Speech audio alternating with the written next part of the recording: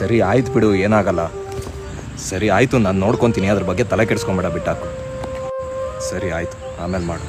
ಓ ಏನಪ್ಪ ಹುಡುಗಿ ಜೊತೆ ಮಾತಾಡ್ತಾ ಇದ್ಯಾ? ಈ ಹೆಂಗಸರಿಗೆ ತಮ್ಮ ಮನಸ್ಸಲ್ಲಿರೋ ನೋವನ್ನ ಹೇಳ್ಕೊಳ್ಳೋದು ಎಷ್ಟು ಈಸಿ ಅಲ್ಲ. ಅದ್ರಲ್ಲೇನೈತೆ, ನೀನು ಹೇಳ್ಕೊ. ಅಷ್ಟು ಈಸಿ ಅಲ್ಲ. ಒಬ್ಬ ಗಂಡಸಿಗೆ ಅವ್ನ ಮನಸ್ಸಲ್ಲಿರೋ ನೋವನ್ನು ಹೇಳ್ಕೊಂಬಿಟ್ರೆ ಎಲ್ಲಿ ಎಲ್ಲರೂ ಅವನ್ನ ವೀಕಾಗಿ ನೋಡ್ಬಿಡ್ತಾರೋ, ಅದೇ ವಿಷಯ ಇಟ್ಕೊಂಡು ಎಲ್ಲಿ ರೇಗಿಸ್ಬಿಡ್ತಾರೋ ಅನ್ನೋ ಭಯ.